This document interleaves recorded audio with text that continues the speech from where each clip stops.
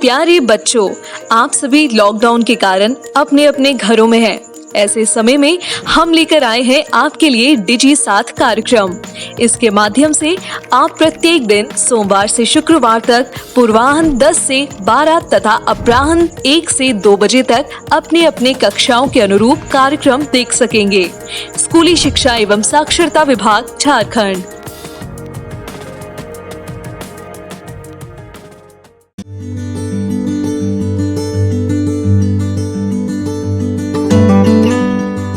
जोहार, JCERT की digital शाला में आपका स्वागत है। आज के सत्र में हम कक्षा 7 एवं 8 के विज्ञान विषय के अंतर्गत भौतिक विज्ञान के कुछ प्रयोग के बारे में जानेंगे। नमस्कार, जोहार। आप अपने दैनिक जीवन में बहुत सारे परिघटनाएं देखते हैं। इन घटनाओं के पीछे कुछ वैज्ञानिक कारण होता है। हम इन कारणों को आज पहचानेंगे कि ऐसा होता क्यों है। क्योंकि विज्ञान एक ऐसा विषय है जो हमारे दैनिक जीवन में हमेशा सवेरे से लेकर के सोने तक में और सोने के बाद भी विज्ञान हमारे साथ साथ रहता है। सबसे पहले हम एक प्रयोग देखते हैं। इस प्रयोग के लिए एक गिलास लेते हैं और इस गिलास में पानी लेते हैं। ये पानी पूरा भर करके लेते हैं और इस गिलास के ऊपर एक कार्ड ढक देते हैं और इस कार्ड को हाथ से दबा करके ऐसे उलट देते हैं और इसको हम लोग छोड़ देते हैं और देखते हैं कि यह कार्ड गिरता नहीं है। अब यहाँ पर एक प्रश्न आ जाता है कि ये इतना पतला कार्ड एक गिलास पानी को कैसे टिकाए हुए है। इन कारणों को हम लोग ढूंढेंगे। इसके लिए चलिए आगे और एक हम लोग देखते हैं। ये तो मान लीजिए थोड़ा पतला भी था। अब इससे एक मोटा कार्ड लेते हैं। इस कार्ड को भी हम लोग ऐसे लगाते हैं और उलट करके देखते हैं कि ये गिरता है कि नहीं। ये भी देखिए गिरा नहीं। अब एक और पतला सा ये ट्रांसपेरेंसी शीट का कटा हुआ भाग है। इसको हम लोग लगाते हैं और इसको भी उलट करके देखते हैं क्या होता है। ये देखिए, ये भी चिपक के रह गया। इन सभी कारणों को हम लोग एक एक करके ढूंढेंगे। उससे पहले अब वो तो कार्ड था, अब इसमें एक रुमाल को ढकते हैं। ये भरा हुआ गिलास है पानी से और ये रुमाल है। इस रुमाल से हम लोग इसको ढक देते हैं और इसको ऐसे उलट देते हैं। देखिए, रुमाल में छेद होता है। आपके घरों में पानी छान करके लाया जाता है कपड़ों से और वही कपड़ा है ये, लेकिन ये पानी गिर नहीं रहा है। इसके कारण को हमको ढूंढना है। यही वैज्ञानिक दृष्टिकोण है, वैज्ञानिक एटीट्यूड है। तो इस नज़रिए को हम लोग देखेंगे, इसका उपयोग करेंगे कि कैसे हर चीज़ में विज्ञान है। अब इसको हम लोग देखेंगे थोड़ा थोड़ा, इसको ऐसे करके। ये देखिए, अंदर इसका पानी है। ये आप देख लीजिए एक बार फिर।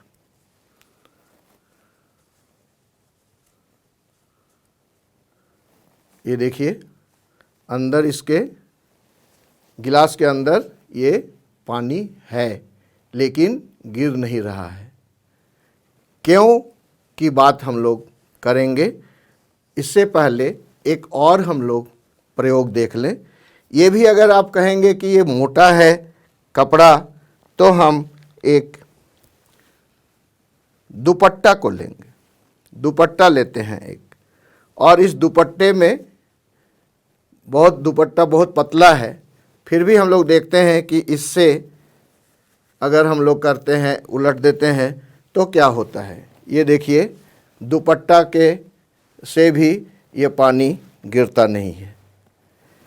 अब इसको थोड़ा सा तिरछा करते जाएंगे, तो ये देखिए, तिरछा करने पर पानी धीरे धीरे बाहर आने लगता है। तो इस तरह से ये हवा का दाब के चलते ऐसा होता है। अभी हम लोगों ने देखा कि वायु का दाब कैसे काम करता है। वायु का दाब उस गिलास के अंदर जो था वो बाहर के वायु के दाब से कम था, इसलिए पानी गिर नहीं रहा था।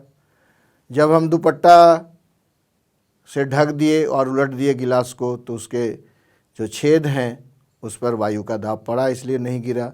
लेकिन जैसे ही हम टेढ़ा करने लगे, धीरे धीरे वायु अंदर जाने लगी और पानी बाहर निकलने लगा। इसी वायु दाब से संबंधित एक और हम लोग प्रयोग करते हैं, आइए देखते हैं। एक बोतल में पानी रहता है। इस पानी को निकालने के लिए हम लोग ऐसे टेढ़ा करके निकालते हैं। देखिए, तो ये हवा अंदर जाती है और पानी बाहर निकलता है। लेकिन अगर इसको हम लोग ऐसे उलट करके लगाते हैं, तो देखिए कैसे निकल रहा है पानी। फिर से इसको देखिए, इस बोतल को अचानक उलट दें तो देखिए ये कैसे निकल रहा है। इसका कारण हम लोग ढूंढेंगे कि क्यों ऐसा हो रहा है।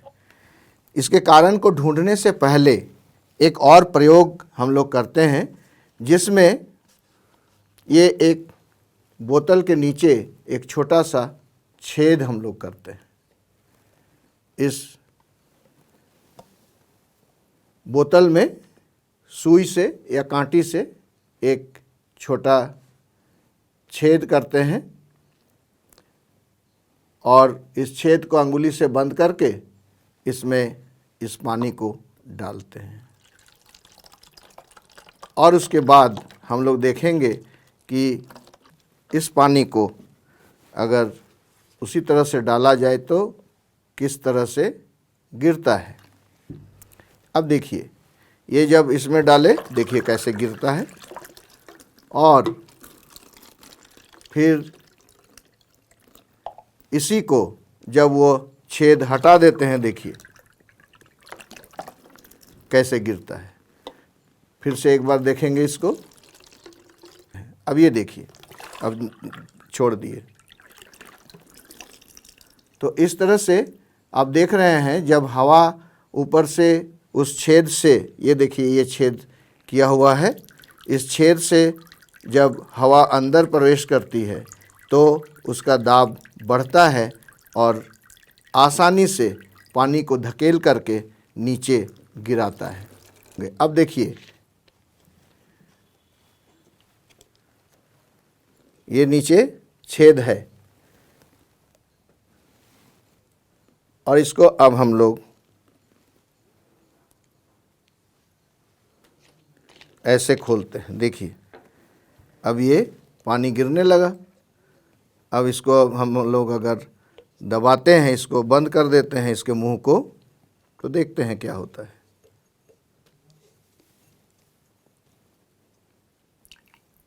ये देखिए, मुंह बंद हो गया तो हवा प्रवेश नहीं कर पा रहा है, उसका दबाव नहीं बन रहा है, जिसके कारण ये पानी बाहर नहीं आ रहा है। अब इस हाथ को हटा दिए तो देखिए फिर से हवा अंदर, पानी बाहर। है ना मज़ेदार। आप घर में भी इसको कर सकते हैं और हवा के दाब को आप अच्छी तरह से समझ सकते हैं, दूसरे को भी समझा सकते हैं। आप देखते होंगे कि जब बड़े टीन या कंटेनर में तेल रहता है, उसको दूसरे जगह कढ़ाई में डालने के लिए उसके एक कोने पर बड़ा छेद और दूसरे एक कोने पर छोटा छेद किया जाता है, तब ढालते हैं तो उसमें तेल आसानी से बाहर निकल जाता है। तो ये हवा के दाब का एक दूसरा प्रयोग हम लोगों ने देखा।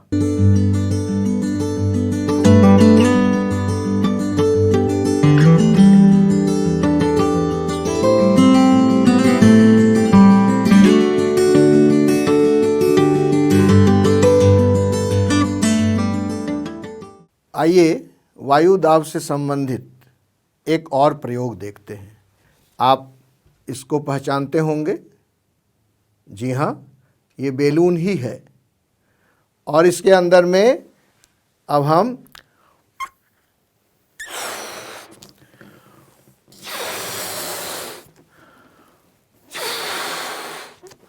तो ये फूलने लगा, इसके आकार बड़ा होने लगा।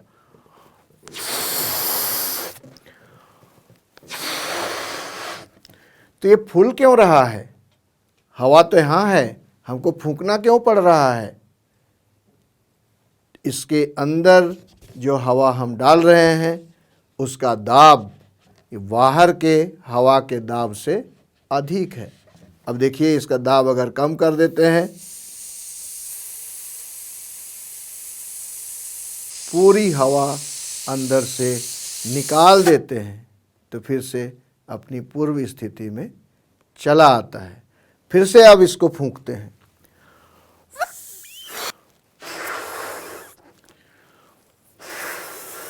अरे ये तो फट गया। अब बताइए ये फटा क्यों? ये बैलून रबर का बना हुआ है। उस रबर के अंदर हवा का दाब लग रहा है और वह दाब इतना अधिक हो गया कि यह रबर उस दाब को रोक नहीं पाया और वह वायु दाब के चलते वह बैलून फट गया। आप देखते होंगे साइकिल का ट्यूब कभी कभी बर्स्ट कर जाता है। उसका कारण भी यही है और ये अधिकतर गर्मी के दिनों में होता है। तो हवा को गर्म करने से यह फैलती है, तो ट्यूब के अंदर जो हवा है वह हवा फैल जाती है और वह बर्स्ट कर जाता है। बच्चों, आइए एक और प्रयोग हम करते हैं जो अपने दैनिक जीवन में आप देखते हैं। आपके घर के जो खटिया है, रस्सी वाला खटिया देखे हैं ना, उस खटिए में जब लेटते हैं तो इस तरह से रहता है वो खटिया रस्सी, और जब बैठते हैं तो थोड़ा सा और नीचे हो जाता है, लेकिन जब खड़े हो जाते हैं तो वह और नीचे चला आता है। इसी तरह से अगर आप झूले में झूले होंगे तो उसमें भी जब सोते हैं तो झूला नीचे झुक जाता है आपके दाब से, आपके शरीर के दबाव के कारण। उसी तरह का हम लोग देखेंगे कि वो दाब के कारण जब खड़ा होते हैं तो अधिक क्यों अंदर चला जाता है, जब बैठते हैं तो उससे कम जाता है, और जब लेटते हैं तो और कम ढलान बन जाता है। ऐसा क्यों होता है? इसी को जानने के लिए एक हम लोग और प्रयोग करते हैं, और इस प्रयोग के लिए एक फिर से बैलून, यस, एक बैलून लेते हैं और इस बैलून में हवा भरते हैं, और यहाँ नीचे देख रहे होंगे ये नुकीले पिन वाला जो थंब पिन होता है, वो ये देखिए ऐसा है ये नुकीला। इसको एक साथ रख दिया गया है ऐसे सजा करके। अब इस पर देखेंगे कि इस बैलून को पहले हम लोग फुलाते हैं।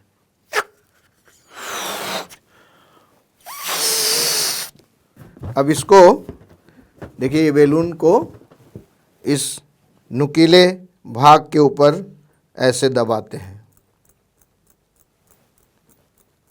तो देखिए ये फटा क्या? नहीं फटा ना।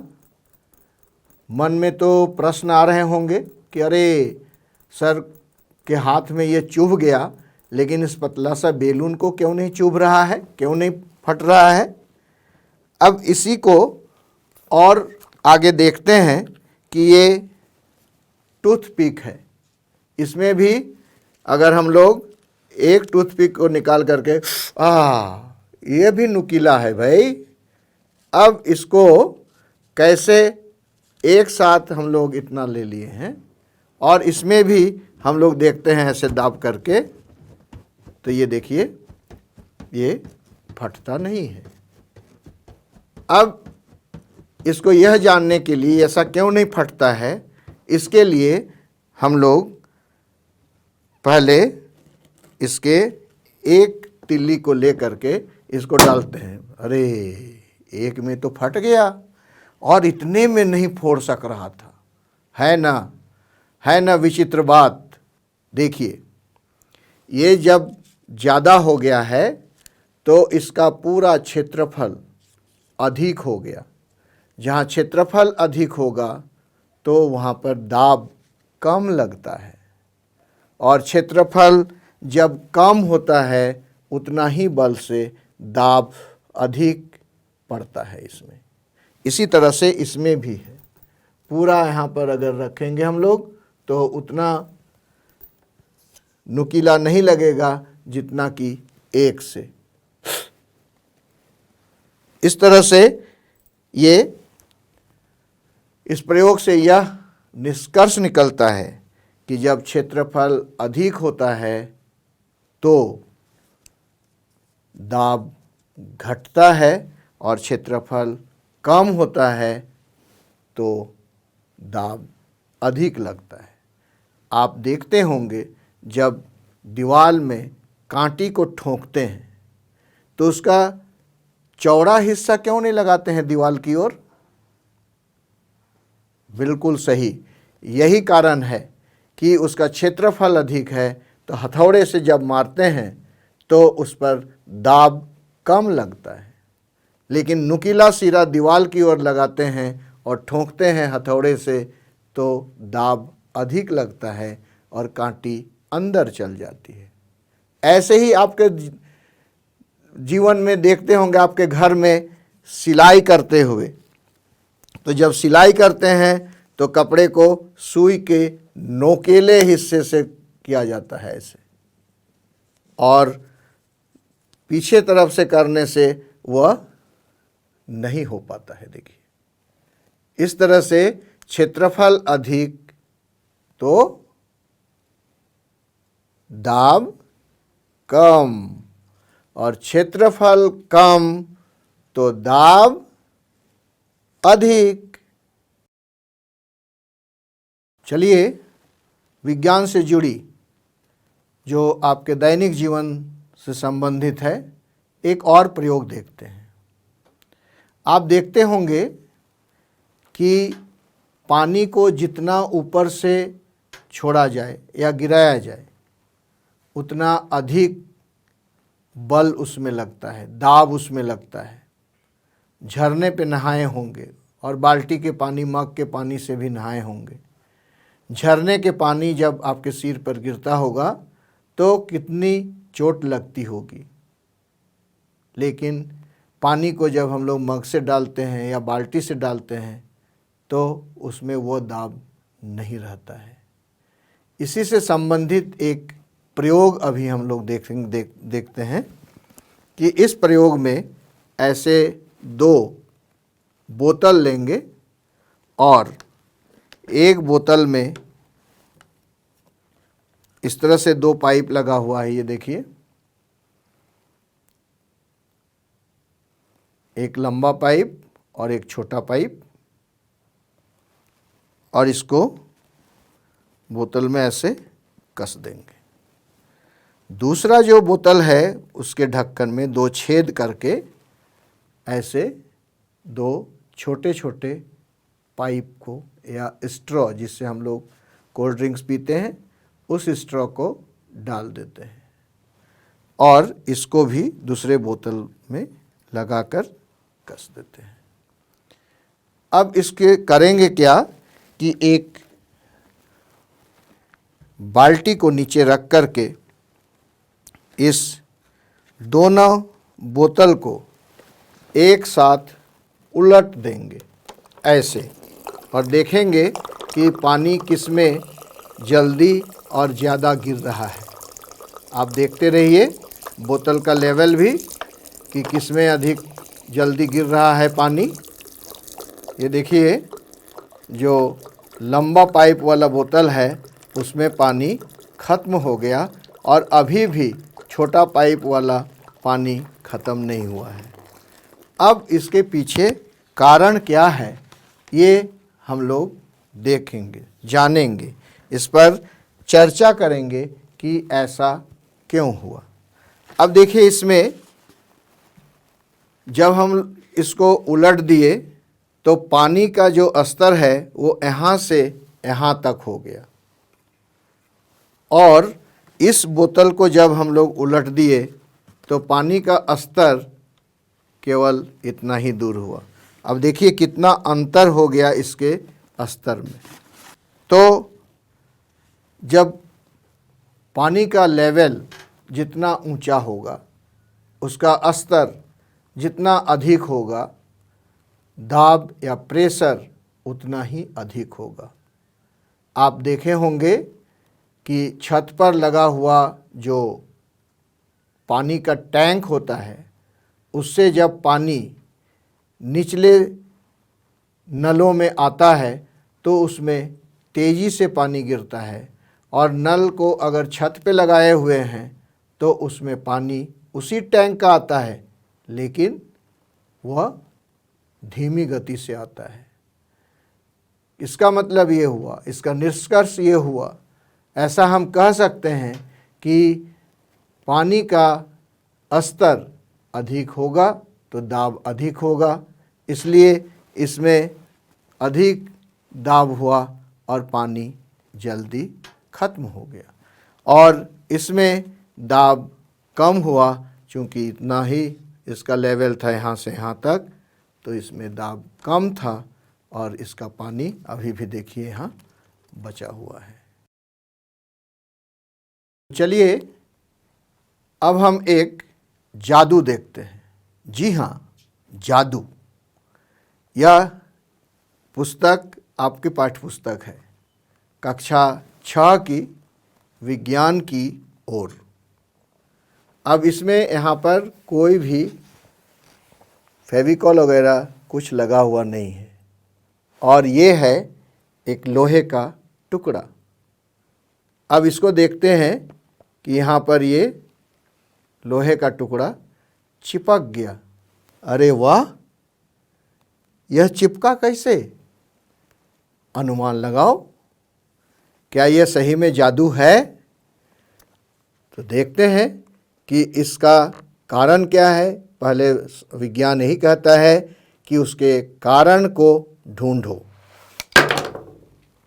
इस अंदर से कुछ गिरा, ये था अंदर, तो ये एक चुंबक है। अब देखिए इसको ऐसे चिपक गया था, हालांकि ये भी चुंबक है, और यहाँ देखिए ये चिपक गया। तो इस तरह से ये बाहर की ओर जो लोहे का टुकड़ा लगा हुआ था वो कैसे था, ये देखिए ऐसे छुपा करके मैंने रखा था, ऐसे छुपा करके ऐसे रखा था चुंबक को, और इसके ऊपर में ऐसे रख दिया। तो अंदर चूंकि चुंबक है तो वह अपने बल से इसको खींच लिया, आकर्षित कर लिया। तो इस तरह से आप जादू देखते हैं तो उस जादू में भी विज्ञान रहता है। फिर अब देखिए इसी को आगे देखते हैं। तो अब देखिए ये नहीं सट रहा है, इधर सट रहा है। इसको हम लोग उलट करके जब रख दिए ऐसे, तो देखिए अब गिर जा रहा है नीचे, यहाँ पर ऐसे गिर गया, और इधर उलट करके रख दिए तो सट गया। अब इसका हम लोग कारण ढूंढते हैं और निष्कर्ष पर पहुंचते हैं। ये देखिए यहाँ पर ये सट गया, और इसी को अगर हम लोग उल्टा तरफ करके डालते हैं तो ये नहीं सट रहा है। अपने विद्यालय में चुंबक है, तो इस तरह से इसके ध्रुवों को आपस में मिला करके देखना, दक्षिणी ध्रुव को दक्षिणी ध्रुव से और दक्षिणी ध्रुव को उत्तरी ध्रुव से मिला करके देखोगे तब पता चलेगा। अब ये देखिए, ये लाल रंग के भाग में ये सट नहीं रहा है, लेकिन नीले रंग के भाग में यह सट गया। इसी तरह से अगर हम लोग इसमें देखते हैं, अब देखिए ये ऐसे हो गया और ये ऐसे जुट गया, तो यहाँ पर देखिए ये नीला रंग लाल रंग को अट्रैक्ट किया, आकर्षित किया, और ये लाल रंग उसी तरह से नीला रंग को आकर्षित किया।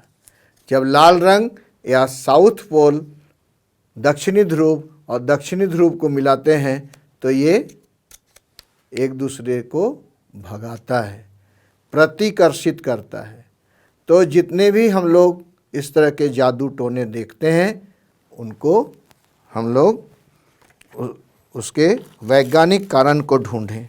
तो आज हम लोग वायु का दाब, जो गिलास, रुमाल, कार्ड और दुपट्टे का प्रयोग था, जिसमें वायु का दाब संबंधी प्रयोग था, इसी तरह से क्षेत्रफल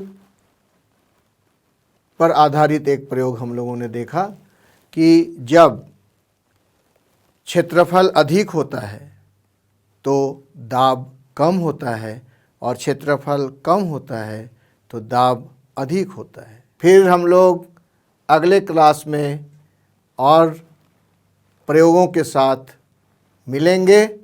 तब तक के लिए इस प्रसारण से संबंधित सुझाव, अपने प्रश्न इत्यादि आप हमें jcertrg@gmail.com तथा टोल फ्री नंबर 1800-5728-585 पर संपर्क कर सकते हैं।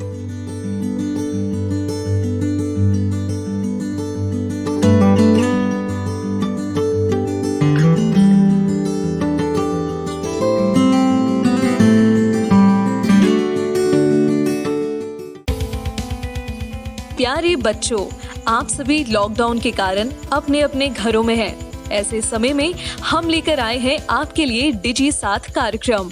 इसके माध्यम से आप प्रत्येक दिन सोमवार से शुक्रवार तक पूर्वाह्न 10 से 12 तथा अपराह्न 1 से 2 बजे तक अपने अपने कक्षाओं के अनुरूप कार्यक्रम देख सकेंगे। स्कूली शिक्षा एवं साक्षरता विभाग, झारखंड। नमस्ते दोस्तों, आप सबका स्वागत है झारखंड सरकार के डिजी 7 प्रोग्राम में। आइए देखते हैं आज हम क्या पढ़ेंगे। दोस्तों, आज हम कक्षा 9 में सामाजिक विज्ञान का एक पाठ पढ़ेंगे जिसका नाम है भारत, आकार और स्थिति। आज हम इस पाठ का भाग 1 और भाग 2 पढ़ने वाले हैं। इसके ठीक बाद हम कक्षा 11वीं की पढ़ाई शुरू करेंगे जिसमें हम रसायन विज्ञान का एक पाठ पढ़ेंगे जिसका नाम है रसायन विज्ञान की मूल अवधारणाएं। मैं आशा करती हूँ अभी तक आप सभी ने अपनी कॉपी और कलम ले ही ली होगी जिसमें आप आज पढ़ाए जाने वाले विषय के इम्पोर्टेंट पॉइंट्स को नोट करेंगे। तो चलिए शुरुआत करते हैं आज के इस एपिसोड की। नमस्कार दोस्तों, आज हम एक और नया अध्याय पढ़ने वाले हैं। अध्याय का नाम है भारत, आकार और स्थिति। आज हम इस अध्याय का पहला भाग पढ़ेंगे। तो पढ़ने से पहले देख लेते हैं आज हम क्या क्या पढ़ने वाले हैं। आज के इस अध्याय में हम हमारी पृथ्वी एक परिचय, भारत एक परिचय, भारत की स्थिति और भारत का आकार इत्यादि बिंदुओं पर चर्चा करेंगे। तो चलिए शुरू करते हैं आज का अध्याय। दोस्तों, जैसा कि हम जानते हैं, हमारी पृथ्वी इस ब्रह्मांड में एकमात्र ऐसा ग्रह है जिस पर जीवन है। आज हम इस पृथ्वी में अपने भारत की स्थिति के बारे में पता करने वाले हैं। तो सबसे पहले हम अपनी इस पृथ्वी के बारे में जान लेते हैं। हमारी पृथ्वी पश्चिम से पूर्व की तरफ घूमती है।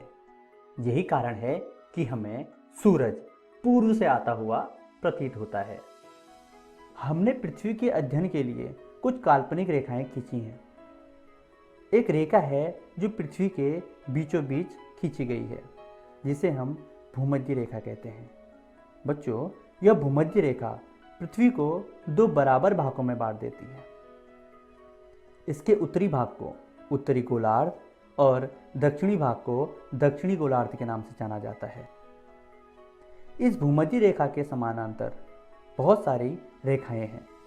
इन रेखाओं में उत्तर की तरफ जो 23.5 डिग्री की रेखा है उसे कर्क रेखा कहा जाता है। इस कर्क रेखा के बारे में हम अगली वीडियो में पढ़ेंगे। और इसी तरह भूमध्य रेखा के दक्षिण में 23.5 डिग्री की रेखा को मकर रेखा कहते हैं। बच्चों, भूमध्य रेखा और इसके समानांतर जो सारी रेखाएं हैं, इन्हें अक्षांश रेखाएं कहा जाता है। ये रेखाएं पृथ्वी के पूर्व से पश्चिम की तरफ खींची गई रेखाएं हैं। इसी तरह कुछ रेखाएं पृथ्वी के उत्तर से दक्षिण की तरफ भी खींची गई हैं। ये रेखाएं उत्तरी ध्रुव और दक्षिण ध्रुव पे जाके मिल जाती हैं। इन रेखाओं को हम देशांतर रेखाएं कहते हैं। इन रेखाओं में 0 डिग्री की यह देशांतर रेखा ग्रीनविच रेखा के नाम से जानी जाती है।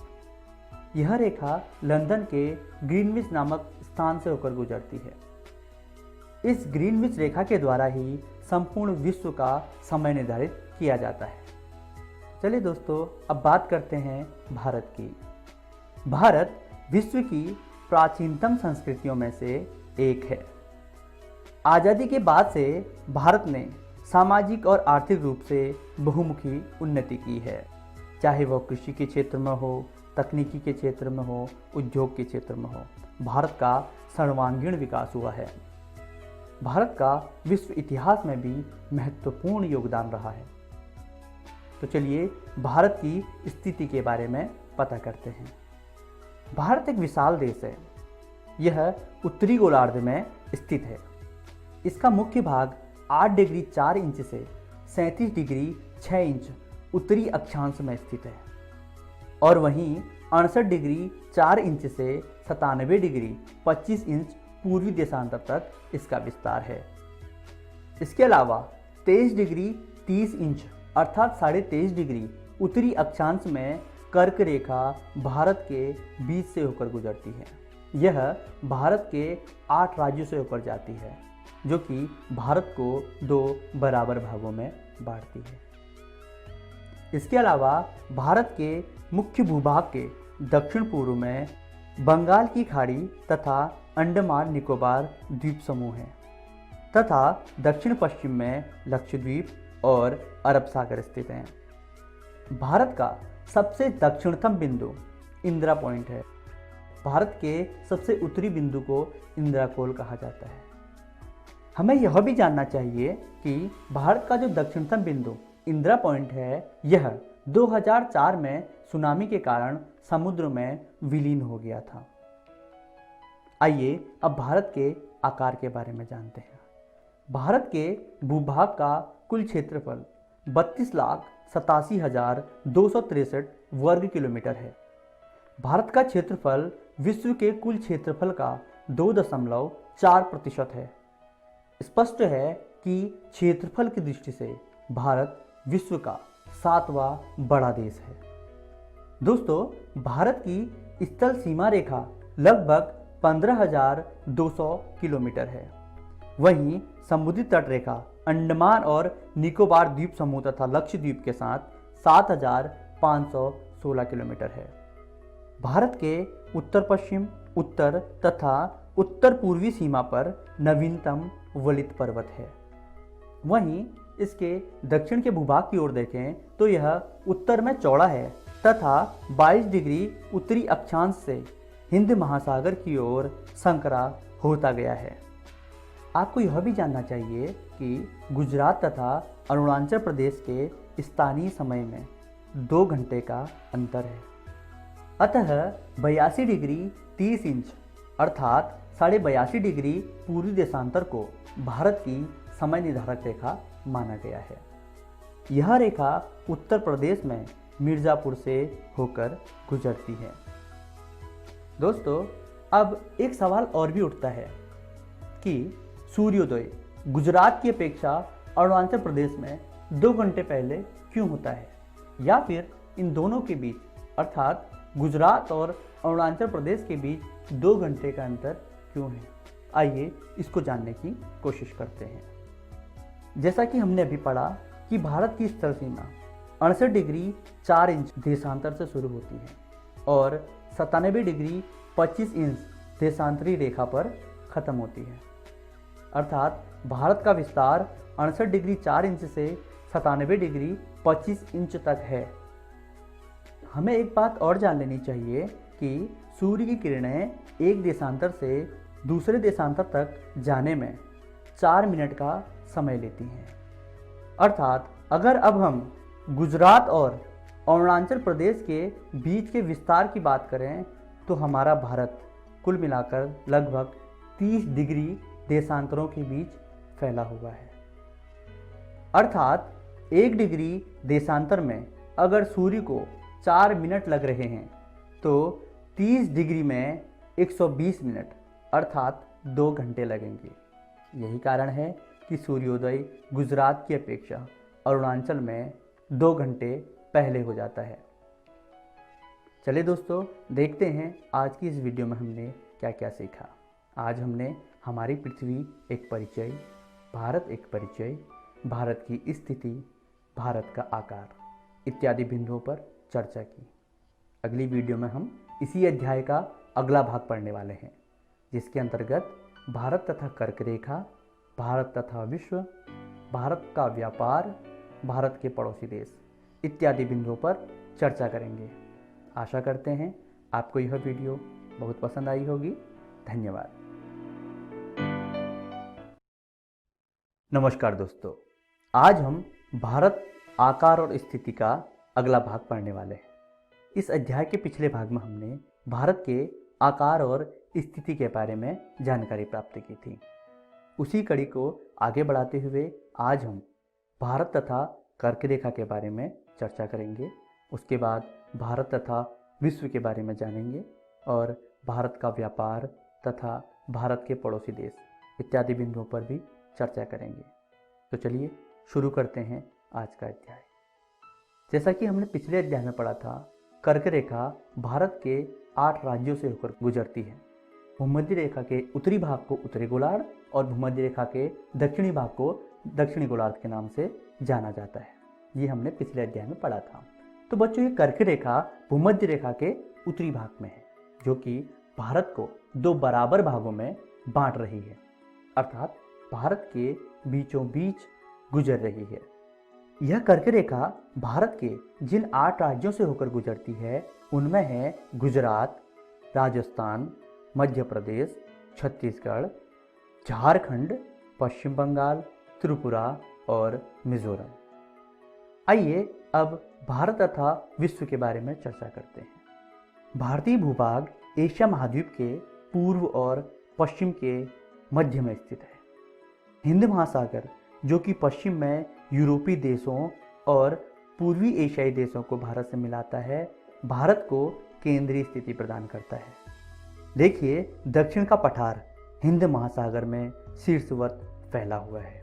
इसके अलावा पश्चिम एशिया, अफ्रीका और यूरोप के देशों के साथ साथ पूर्वी एशिया के देशों से भी पूर्वी तट के माध्यम से निकटतम संबंध बनाए हुए हैं। इसके अलावा आप यह भी देख सकते हैं कि हिंद महासागर में किसी भी देश की तटीय रेखा भारत जैसी नहीं है। भारत की इसी महत्वपूर्ण स्थिति के कारण हिंद महासागर का नाम भारत के हिंद नाम से ही पड़ा।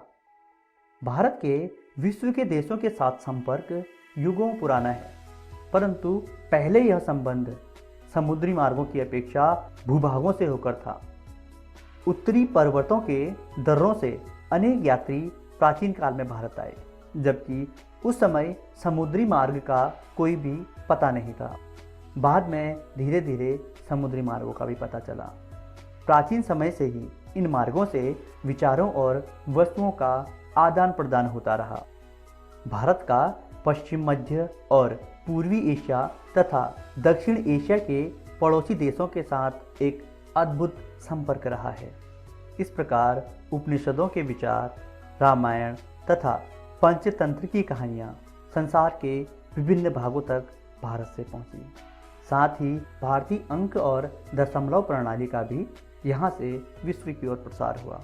बच्चों, भारत से विश्व को मसाले, मलमल तथा कपड़ों का निर्यात किया जाता था। उस समय यूनानी स्थापत्य कला और पश्चिमी देशों की वास्तुकला का भारत पर भी गहरा प्रभाव पड़ा। दोस्तों, भारत का दक्षिण एशिया में एक महत्वपूर्ण स्थान है। आइए भारत के स्थलीय और समुद्री सीमाओं से लगे देशों के बारे में, अर्थात भारत के पड़ोसी देशों के बारे में जान लेते हैं। सबसे पहले भारत के उत्तर पश्चिम में पाकिस्तान की बात करते हैं। दोस्तों, आज़ादी के बाद पाकिस्तान भारत से अलग हुआ। आज़ादी के बाद से ही कश्मीर मसला इन दोनों देशों के बीच विवाद का मुद्दा बना हुआ है। बच्चों, पाकिस्तान की राजधानी इस्लामाबाद है। पाकिस्तान के साथ साथ अफगानिस्तान भी भारत के उत्तर पश्चिम में स्थित है। अफगानिस्तान के साथ भारत के संबंध शुरू से ही काफ़ी अच्छे रहे हैं। अफगानिस्तान की राजधानी काबुल है। भारत के उत्तर में चीन है, जो कि जनसंख्या के लिहाज से विश्व का सबसे बड़ा देश है। इसके बाद भारत जनसंख्या की दृष्टि से दूसरा सबसे बड़ा देश है। चीन की राजधानी बीजिंग है। भारत और चीन के बीच अर्थात भारत के उत्तरी भाग में एक और देश है जिसका नाम है नेपाल। नेपाल एक हिंदू राष्ट्र है। नेपाल की राजधानी काठमांडू है। भारत और नेपाल के बीच शुरू से ही काफ़ी अच्छे संबंध रहे हैं। भारत और नेपाल आने जाने के लिए कोई वीज़ा या पासपोर्ट की ज़रूरत नहीं पड़ती। भारत का एक छोटा सा पड़ोसी देश भूटान भी है, जो कि भारत के साथ हमेशा घनिष्ठता बनाए हुए है, अर्थात एक अच्छा मित्र है। भूटान की राजधानी थिम्पू है। दोस्तों, जब भी भारत और चीन के बीच सीमा विवाद हुआ है, हमेशा भूटान ने भारत का साथ दिया है। भारत के पूर्व में म्यांमार है। दोस्तों, म्यांमार की राजधानी नैपीदा है। इसके अलावा भारत का पूर्वी देश बांग्लादेश, जो कि पहले पूर्वी पाकिस्तान के नाम से जाना जाता था, भारत की मदद से 1971 में यह पाकिस्तान से अलग हुआ और एक नया देश बना। बांग्लादेश की राजधानी ढाका है। भारत के दक्षिण में श्रीलंका है। भारत तथा श्रीलंका के बीच एक छोटा समुद्री रास्ता पाक जल संधि है तथा वहीं पर एक मन्नार की खाड़ी भी है। श्रीलंका की राजधानी कोलंबो है। इसके अलावा भारत के लक्षद्वीप के दक्षिण में एक देश है मालदीव। मालदीव समुद्र से घिरे हुए द्वीपों का देश है। मालदीव की राजधानी माले है। चलिए दोस्तों, देखते हैं आज की इस वीडियो में हमने क्या क्या सीखा। आज हमने भारत तथा कर्क रेखा के बारे में जाना। उसके बाद भारत और विश्व, भारत का व्यापार, भारत के पड़ोसी देश इत्यादि बिंदुओं पर भी चर्चा की। आशा करते हैं आपको यह वीडियो बहुत पसंद आई होगी। धन्यवाद।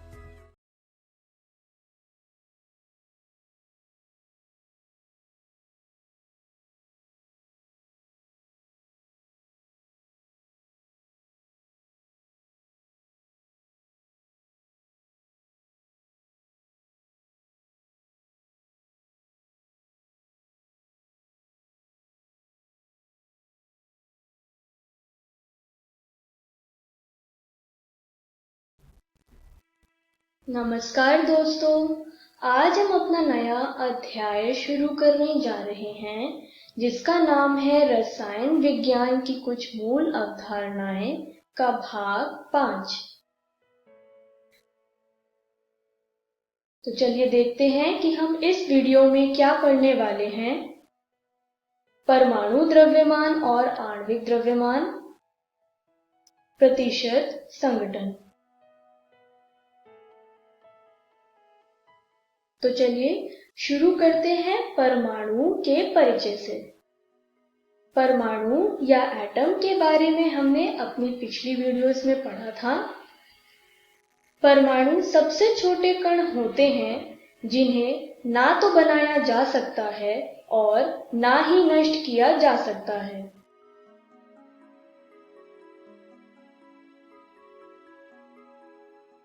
द्रव्य छोटे छोटे कणों से बने होते हैं। यह कण परमाणु कहलाते हैं। परमाणु 3 कणों से बनता है, इलेक्ट्रॉन, प्रोटॉन और न्यूट्रॉन।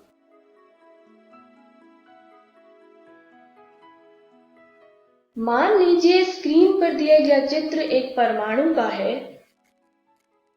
परमाणु के केंद्र को हम नाभिक यानी न्यूक्लियस कहते हैं। इस नाभिक में 2 तरीके के कण पाए जाते हैं, जैसा कि आप स्क्रीन पर देख रहे होंगे। एक कण होता है न्यूट्रॉन और दूसरे तरीके का कण होता है प्रोटॉन। नाभिक के चारों ओर घूमने वाले कण को हम इलेक्ट्रॉन बोलते हैं।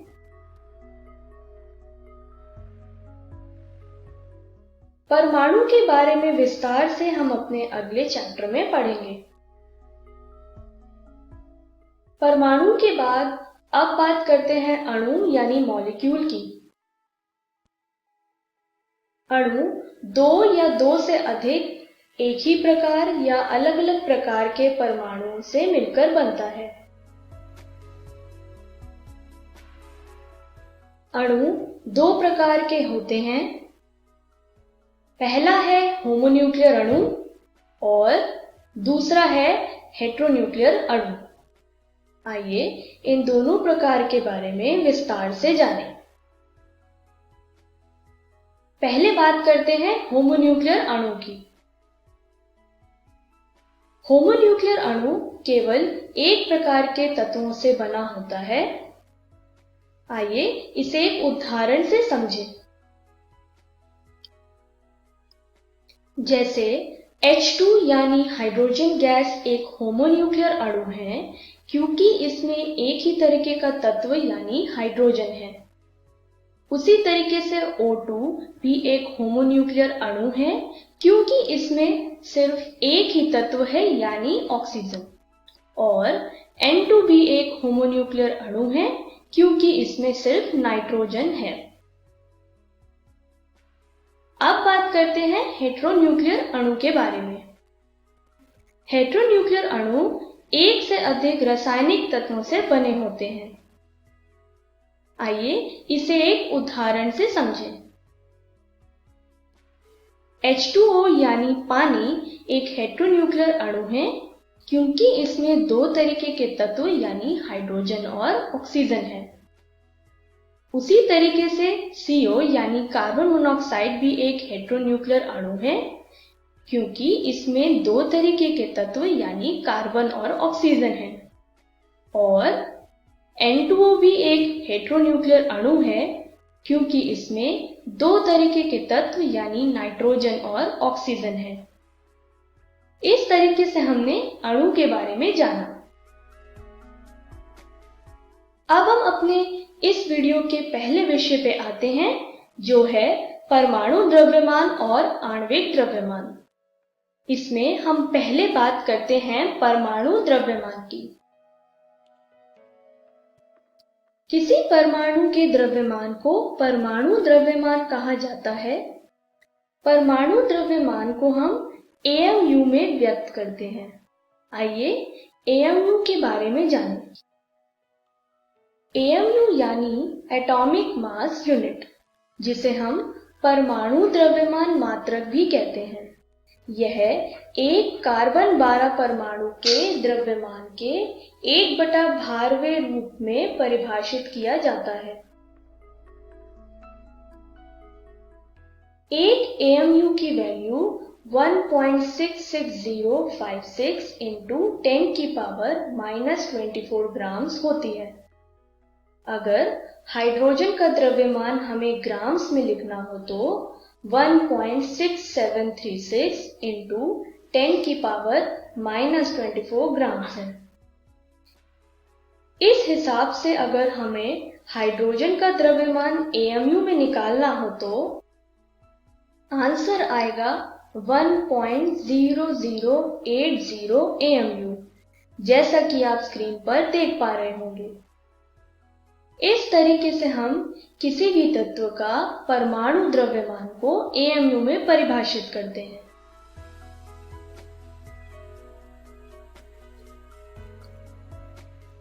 परमाणु द्रव्यमान के बाद अब बात करते हैं आणविक द्रव्यमान के बारे में। अणु में उपस्थित सभी परमाणु के द्रव्यमान का योग आणविक द्रव्यमान कहलाता है। आइए इसे एक उदाहरण से समझें। H2O यानी जल का आणविक द्रव्यमान क्या होगा? आइए देखते हैं कि इसका आणविक द्रव्यमान कैसे निकाला जाएगा।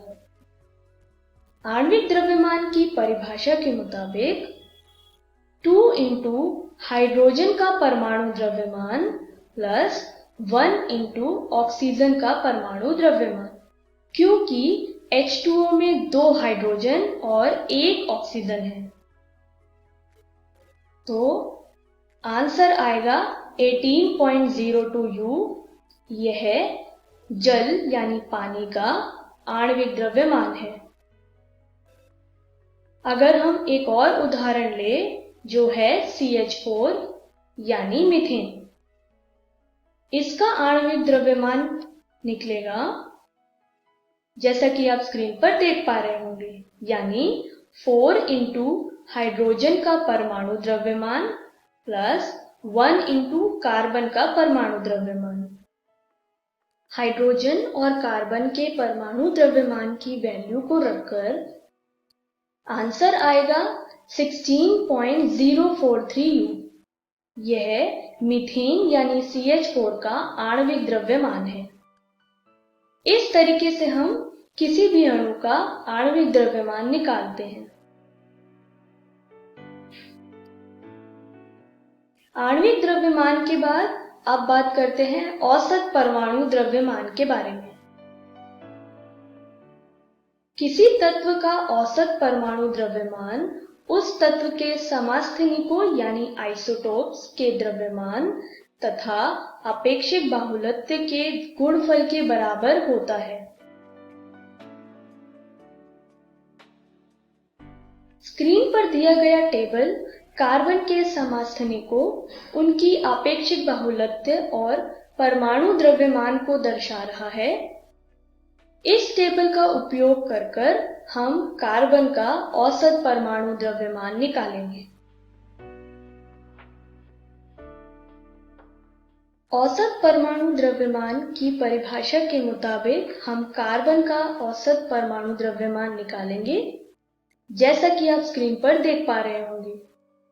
इस तरीके से कार्बन का औसत परमाणु द्रव्यमान आएगा 12.011 U।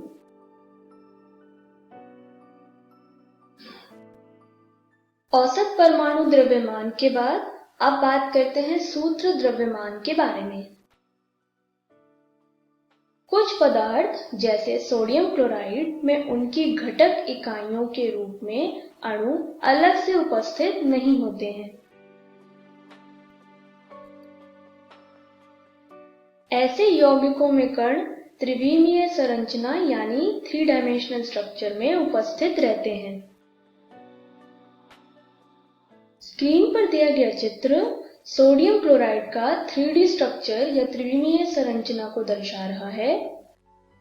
इसमें एक सोडियम आयन क्लोराइड आयनों में घिरा रहता है और एक क्लोराइड आयन सोडियम आयनों में घिरा रहता है। आयनिक यौगिकों के सूत्र इकाई के उपयोग आणविक द्रव्यमान के स्थान पर किया जाता है। आइए देखते हैं कैसे। सोडियम क्लोराइड का द्रव्यमान निकालने के लिए हम सोडियम का द्रव्यमान प्लस क्लोरीन का द्रव्यमान करेंगे, तो आंसर आएगा 58.5 U। यह सोडियम क्लोराइड का सूत्र द्रव्यमान है। चलिए अब आज के दूसरे विषय पे चलते हैं, जो है प्रतिशत संघटन।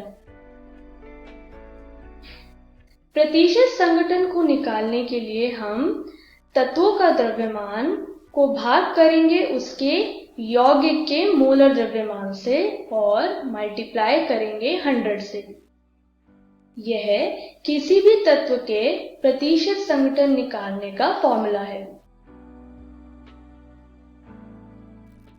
इसको अगर हम एक उदाहरण से समझें, मान लीजिए स्क्रीन पर दिया गया चित्र एक अम्ल यानी एसिड का है और इस अम्ल यानी एसिड का नाम हम यहाँ HNO3 लेते हैं। तो हमें नाइट्रोजन का प्रतिशत संघटन निकालना हो निट्रिक एसिड में, तो हम कैसे निकालेंगे?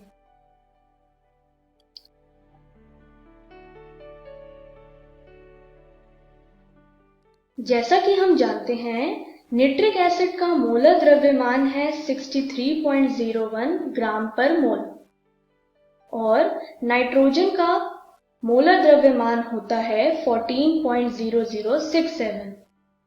तो प्रतिशत संघटन का फॉर्मूला लगाकर नाइट्रोजन का प्रतिशत संघटन आएगा, जैसा कि आप स्क्रीन पर देख पा रहे होंगे, 44.46%। यानी निट्रिक एसिड में 44.46% नाइट्रोजन है। इस तरीके से हम प्रतिशत संघटन को निकालते हैं। तो चलिए देखते हैं कि हमने इस वीडियो में क्या सीखा। हमने परमाणु द्रव्यमान और आणविक द्रव्यमान के बारे में जाना। हमने प्रतिशत संघटन के बारे में भी जाना। तो चलिए देखते हैं कि अगली वीडियो में हम क्या पढ़ने वाले हैं। अगली वीडियो में हम मोल संकल्पना के बारे में जानेंगे। हम स्टोइकियोमेट्री के बारे में भी जानेंगे। Thank you. मैं आशा करती हूँ दोस्तों, आपको आज का एपिसोड समझ आया होगा और आपने इसे भरपूर एंजॉय भी किया होगा। तो चलिए देखते हैं हमने आज के एपिसोड में क्या क्या पढ़ा। हमने कक्षा 9 में भारत आकार और स्थिति पाठ को पढ़ा, जिसमें हमने भारत के आकार और स्थिति के बारे में जाना। उसके बाद हमने कक्षा 11वीं की पढ़ाई करी, जिसमें हमने कक्षा 11 के रसायन विज्ञान का पाठ, जिसका नाम है रसायन विज्ञान की कुछ मूल अवधारणाएं, उसको पढ़ा। अब चलिए दोस्तों देख लेते हैं कि कल के एपिसोड में हम क्या पढ़ेंगे। कल हम कक्षा 9 में हिंदी विषय की पढ़ाई करेंगे और साखिया एवं सबद भाग 2 को पढ़ेंगे। उसके बाद हम कक्षा 11 की पढ़ाई शुरू करेंगे और उसमें बायोलॉजी का पाठ जीव जगत का वर्गीकरण पढ़ेंगे। अब दोस्तों एक